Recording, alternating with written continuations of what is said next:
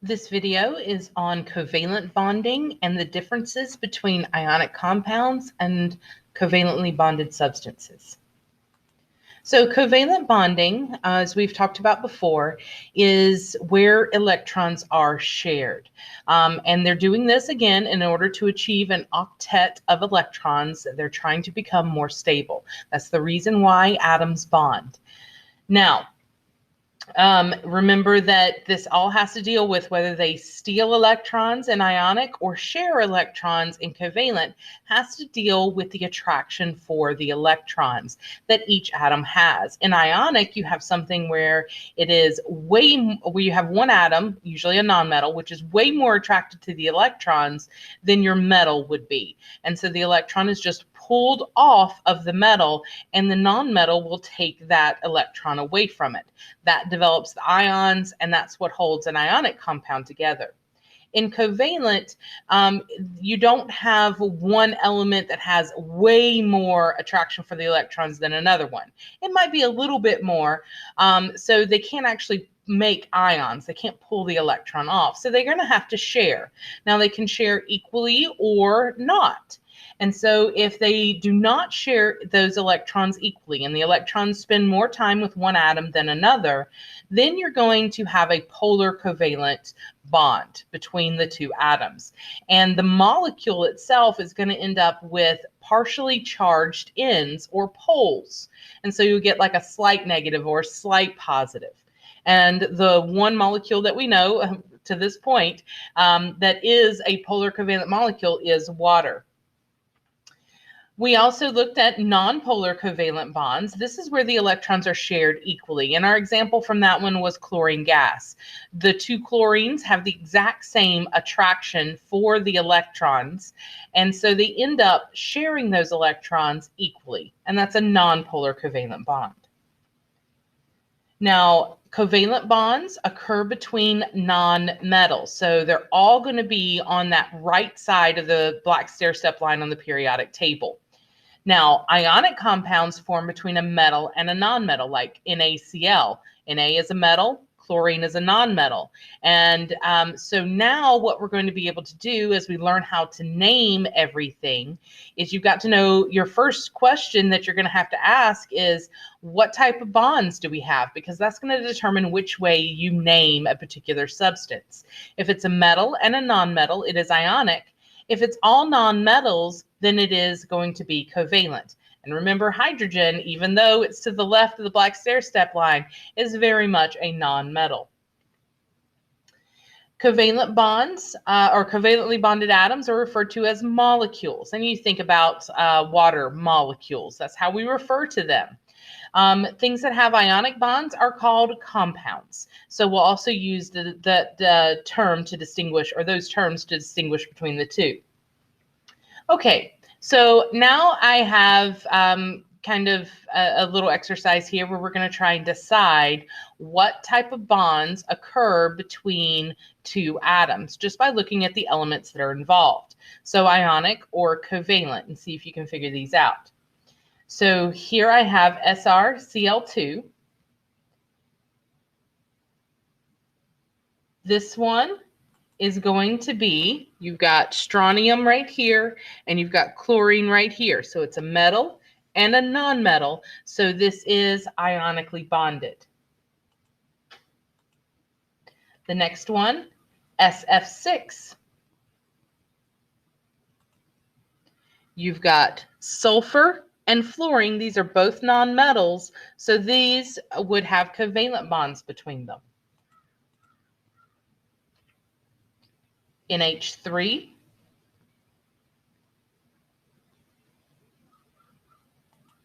Okay, so you've got nitrogen here, which is a nonmetal, and then hydrogen, which even though it's over here, is a nonmetal as well. So I've got two nonmetals, so this is going to be covalent.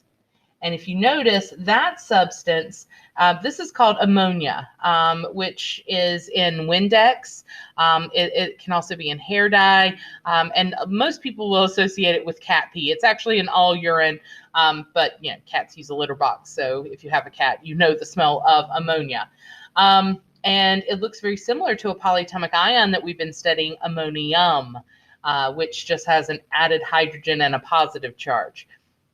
And we're going to find as we look into chemical reactions that ammonia loves to become ammonium and will go around stealing hydrogens. But yeah, this one is covalent. What about this one? You've got potassium and oxygen, a metal and a nonmetal. This is ionic. This one, PCl3. You've got phosphorus and chlorine. So you've got two nonmetals. This is covalent. This one.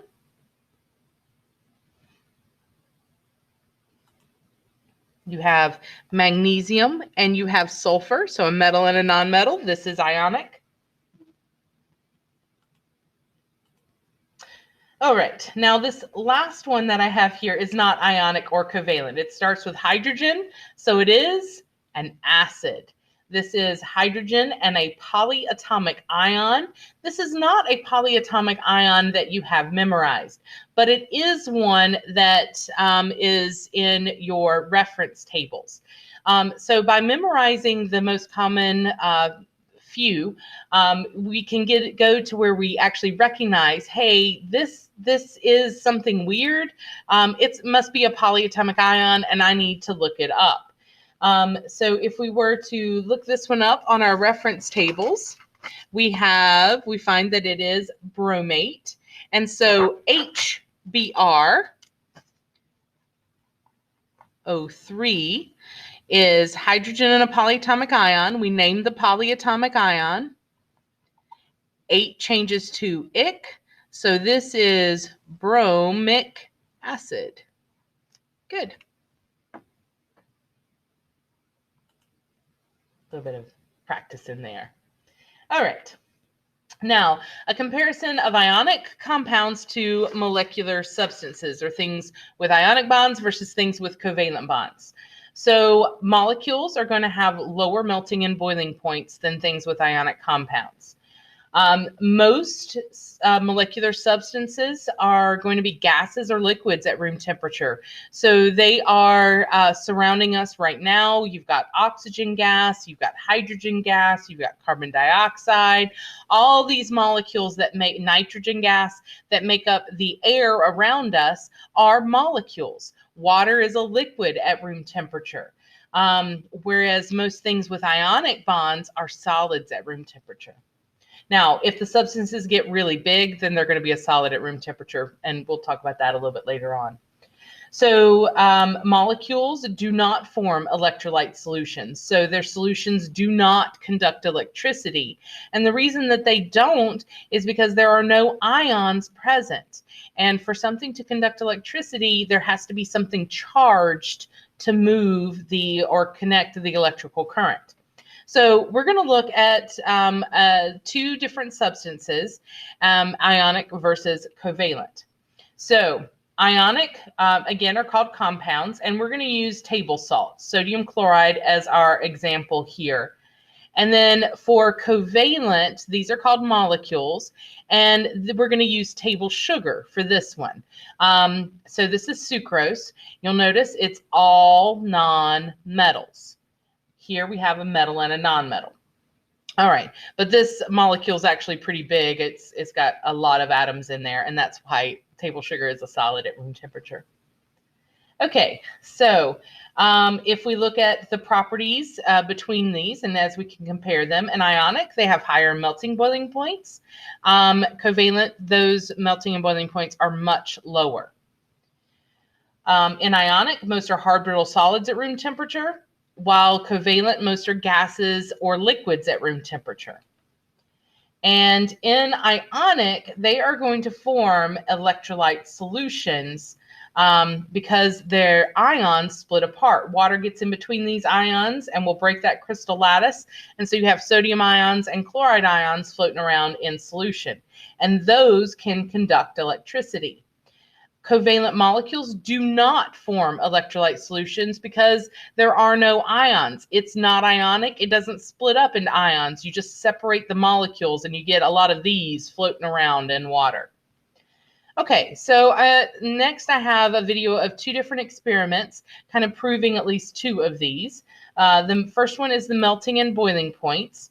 So if we look at this one, we've got salt and sugar. I've put them in metal tins, and they are on a hot plate and exposed to the same amount of heat for the same amount of time. And you can see that sugar starts to melt. That salt looks unchanged.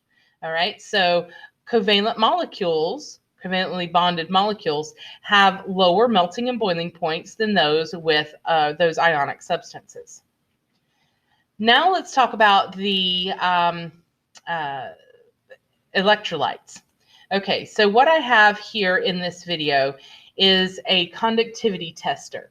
This conductivity tester is plugged into the wall, but it has these two electrodes which are not connected, and that's why the light bulb is not lit up.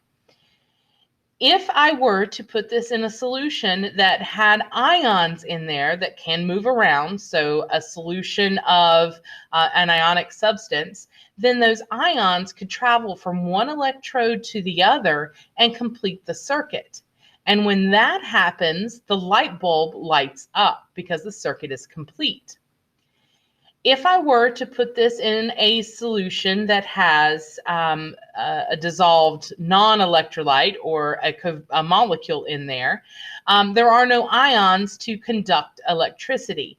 So the circuit will remain unconnected or still broken, and the light bulb will not light up. So what I did is I took salt and sugar and I dissolved them in water, and I used about the same amount of salt and the same amount of sugar. And I'm going to put this conductivity tester in each of those solutions to see, so we can see if they conduct electricity or not.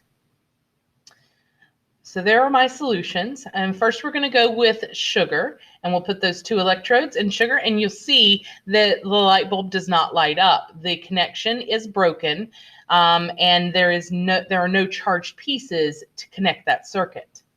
Now I'm going to put it in salt water, and you should be able to see the light bulb lights up. So we've got those sodium ions and chloride ions that are moving from one electrode to the other that can complete the circuit and cause the light to light up. And that's why we classify salt solutions or ionic compound solutions as electrolytes, whereas sugar solutions or solutions made of molecules are not electrolytes. So I'm going to put it back in the sugar here. Again, see no connection there between the two electrodes. And then the salt. Every time I put those electrodes in that saltwater solution, those ions can complete the circuit and the light bulb lights up. All right, so ionic compounds form electrolyte solutions. Molecules do not form electrolyte solutions. Okay, the last topic here in this video has to deal with diatomic molecules. Di in chemistry means two, so these are two atom molecules, and they contain only two atoms of the same element. We've talked about chlorine gas, where it's two chlorines that are bonded to one another. These elements here, and there are 7 of them, they cannot exist alone. So if they are out there, they are going to bond to something. And if there's just more of themselves that are out there, that's what they're going to bond to. They could bond to other things, but usually you don't just have a rogue hydrogen floating around. So hydrogen cannot exist alone. So when we talk about things producing hydrogen gas, they're not producing H, they're producing H2, two hydrogens bonded together. When we talk about us breathing in oxygen, we're not breathing in O, we're breathing in O2. It's two oxygens that are bonded together. Fluorine and chlorine are the exact same thing. Nitrogen, which makes up most of the atmosphere, it's not just an N floating around. It's a nitrogen bonded to another nitrogen, so N2. Now they can bond to other things and not necessarily themselves, but if we're just going to find nitrogen in nature, it's going to be bonded to itself. Bromine, kind of a reddish brown liquid. Again, two bromines bonded together. Iodine is in itself kind of purple, but most of you who may have had experience with it, like at the doctor's office, if they're going to draw blood, they put an iodine tincture in there, and that's iodine dissolved in alcohol, which makes it smell so bad. All right. So these molecules can only exist with a buddy out in nature. So they're always found as diatomic molecules when by themselves, or they could be bonded to something else to exist. We need to know this information so when we go to writing chemical equations, we are writing them correctly. If something produces oxygen gas, it's not producing just O, it is O2.